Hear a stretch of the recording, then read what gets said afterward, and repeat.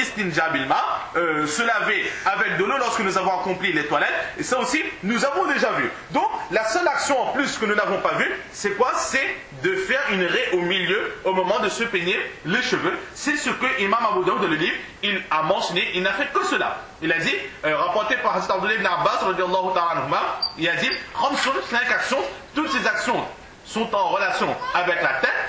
Et là, il coupe tout le reste. Il dit simplement, dans ce hadith-là qui commence par Khamsun kulluha sharas, il a mentionné le fait de se faire une raie au milieu en se peignant les cheveux. Si vous voulez voir le hadith dans son intégralité, recherchez-le, vous allez trouver dans un autre hadith. Imam Abu Daoud, lui, il ne nous mentionne pas ce hadith dans son intégralité. Par contre, Imam Abu Daoud, qu'est-ce qu'il dit? Par contre, dans ce hadith-là, le fait de se garder, de garder grande sa barbe, cela n'a pas été mentionné. Ensuite, Imam Abu Daoud, il donne un autre enseignement. وروي نحو حديث حماد عن طلق بن حبيب ومجاهد وعن بكر بن عبد الله المزني.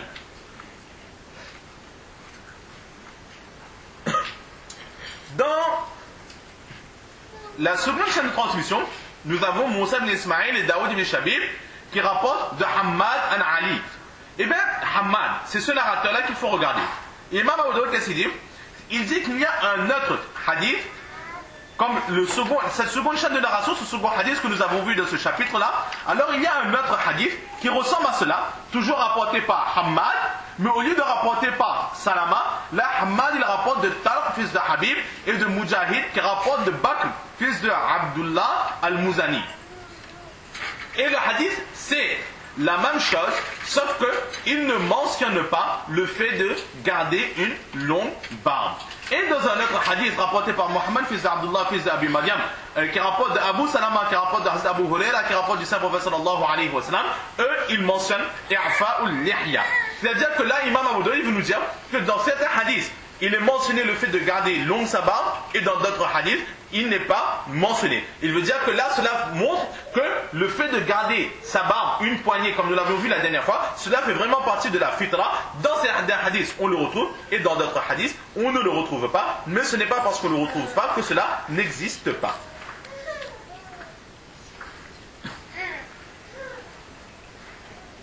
وعن إبراهيم النخعي نحوه وذكر إعفاء اللحية والختان. Ibrahim al-Nakhi lui aussi rapporte la même chose, ce genre de hadith dans lequel il mentionne la circoncision et il mentionne aussi le fait de garder sa barbe. Donc voilà à peu près ce qu'on peut dire sur ce chapitre du Fitra. Et c'était l'avant-dernier chapitre. Et nous voyons à présent le dernier chapitre sur le Miswak.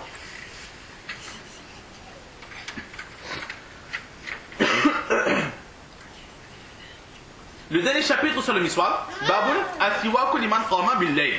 Le miswak, faire le miswak pour celui qui se lève dans la nuit. Le premier hadith, وبه قال حدثنا محمد بن كثير قال أخبرنا سفيان عن منصور وحسين عن أبي وائل عن حذيفة قال إن رسول الله صلى الله تعالى عليه وعلى آله وسلم كان إذا قام من الليل يشوس فاه بالسواك.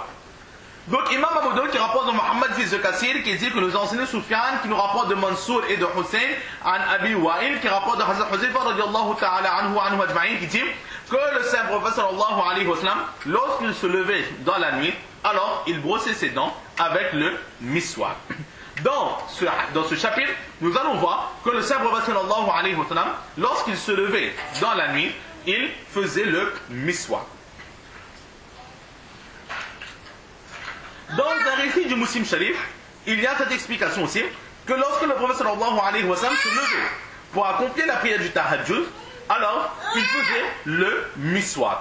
Mais dans notre hadith que nous venons de voir, la mention du tahajjud n'y est pas. Il n'est pas mentionné qu'il faisait le miswak lorsqu'il se levait pour le tahajjud.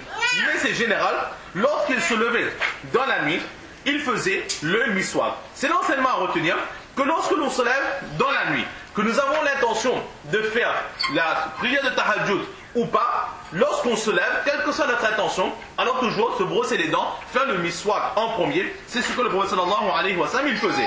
Et si par exemple il avait l'intention de faire les prières, ben là, encore plus, il faisait le miswak, mais quelle que soit l'intention qu'il avait de prier ou de ne pas prier, à chaque fois qu'il se levait dans la nuit, il faisait le miswak.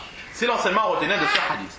Le second hadith, وبه قال حدثنا موسى بن إسماعيل قال حدثنا حماد قال حدثنا بهز بن حكيم عن زرارة بن أوفى عن سعد بن هشام عن عائشة رضي الله تعالى عنها وعنهم أجمعين إن النبي صلى الله تعالى عليه وعلى آله وسلم كان يوضع له وضوءه وسواكه فإذا قام من الليل تخلى ثم استاك.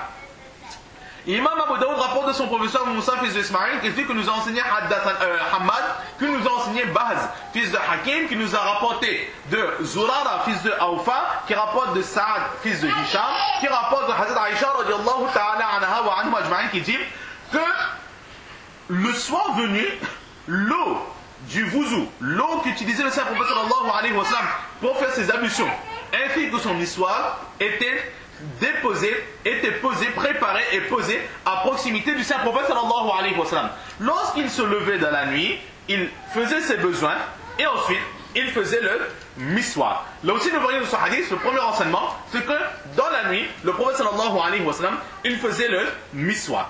Le wazou c'est quoi? C'est l'eau que l'on utilise pour faire le wuzu. Dans ce hadith, il y a certaines leçons à retenir. La première leçon, c'est quoi? C'est que avant de dormir, nous devons préparer notre lendemain. Ne pas aller dormir et se dire que lorsque demain je me réveillerai, on verra tout qu'on fera. Mais bien préparer de demain, qu'est-ce que je dois faire? Et pour cela, on prépare ce que nous devons faire. Et surtout, pour les actes d'adoration, surtout pour la prière du matin, le fajr ou le tahajjud, alors prendre les précautions, s'assurer que nous avons ou nous aurons de l'eau pour accomplir nos ablutions ainsi que les toilettes demain matin. Aujourd'hui, alhamdulillah, nous avons de l'eau courante, etc.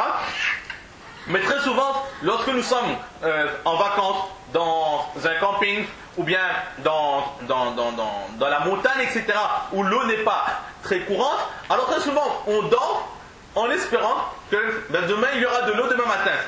Et très souvent, lorsque le matin on se lève, il n'y a plus d'eau. Pour les toilettes, il n'y a pas suffisamment d'eau. Et pour le wuzu, il n'y a plus d'eau. Alors qu'on aurait pu prendre la précaution d'avoir de l'eau avec nous.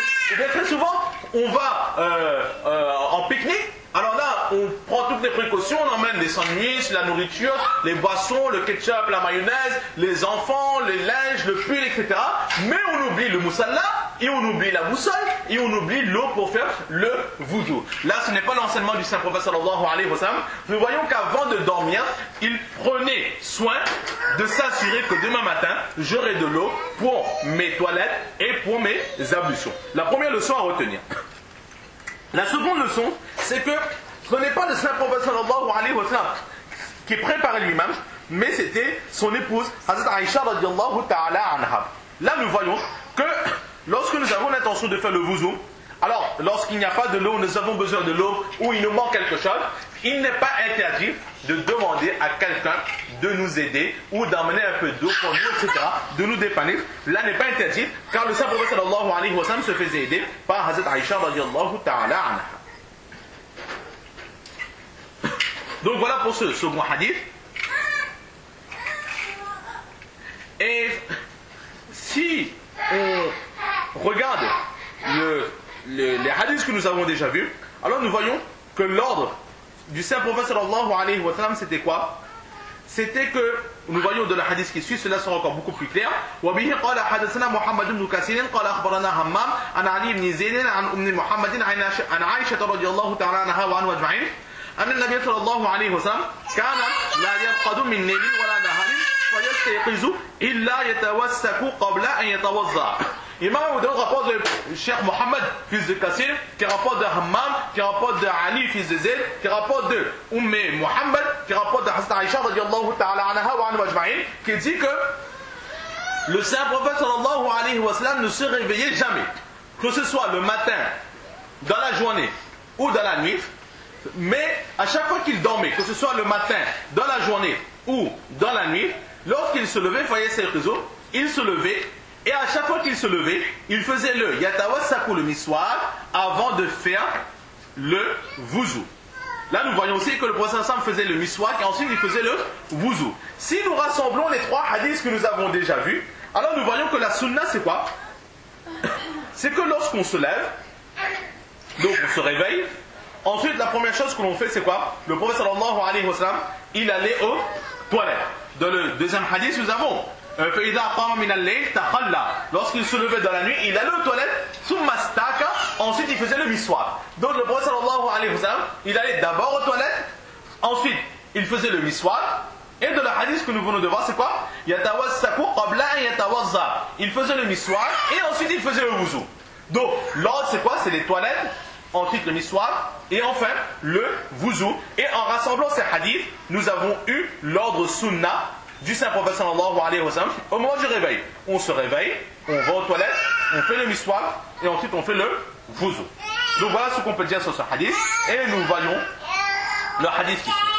وبه قال حدثنا محمد بن عيسى قال حدثنا هشام قال أخبرنا حسين عن حبيب بن أبي ثابت عن محمد بن علي بن عبد الله بن عباس عن أبيه عن جده عبد الله بن عباس رضي الله تعالى عنهما وعنهم أجمعين قال بت ليلة عند النبي صلى الله تعالى عليه وعلى آله وسلم فلما استيقظ من منامه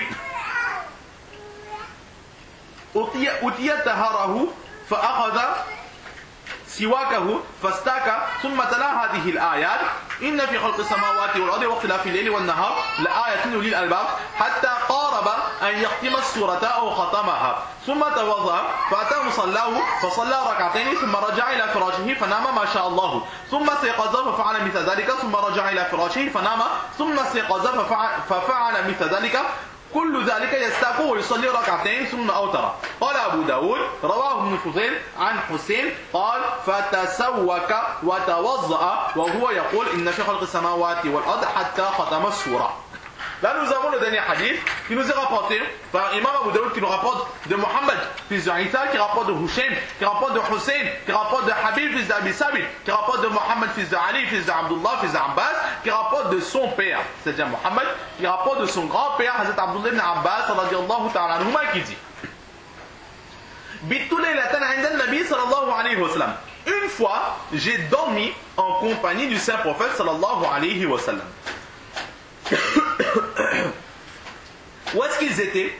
Alors selon cette narration, Hazrat Abdullah ibn Abbas radiyallahu ta'ala anhuma était chez sa tante Hazrat Maimouna radiyallahu ta'ala anha. Hazrat Maimouna était la sœur de la mère d'Abdullah ibn Abbas, c'est-à-dire la mère d'Abdullah ibn Abbas était Ummul Fazal.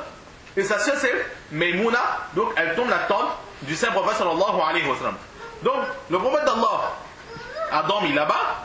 Et Hazrat Abdullah ibn Abbas, il est allé passer la nuit là-bas. Pourquoi? Son but c'était tout simplement de voir les actions nocturnes du saint prophète sallallahu alayhi wa sallam. Le jour, dans la journée, nous voyons ce qu'il faisait et nous savons ses agissements. Mais la nuit, lorsqu'il est chez lui, alors qu'est-ce qu'il fait? Comment est-ce qu'il se repose? Combien de temps est-ce qu'il dort? À quelle heure est-ce qu'il se réveille? En se réveillant, qu'est-ce qu'il fait, etc. Alors là, il a voulu savoir cela. C'est pour cela qu'il est parti volontairement chez le saint prophète sallallahu alayhi wa sallam. Mais il faut savoir que lorsque Hazrat Abdullah ibn Abbas radiyallahu ta'ala anhuma, il est allé dormir avec le saint prophète sallallahu alayhi wa sallam, il était très très jeune. Ce n'était qu'un enfant. Pourquoi? Parce que le saint prophète sallallahu alayhi wa sallam, lorsqu'il est décédé, il avait simplement 12 ans. Au décès du prophète d'Allah sallallahu alayhi wa sallam, Hazrat Abdullah ibn Abbas radiyallahu ta'ala anhuma, il n'avait que 12 ans. Alors en partant du principe que cette nuit, c'était l'année où le prophète sallallahu alayhi wa sallam est décédé, alors il avait 12 ans. Et si c'était avant, il avait moins que 12 ans. Donc nous voyons que c'était vraiment un enfant. Et nous voyons que malgré son jeune âge, quand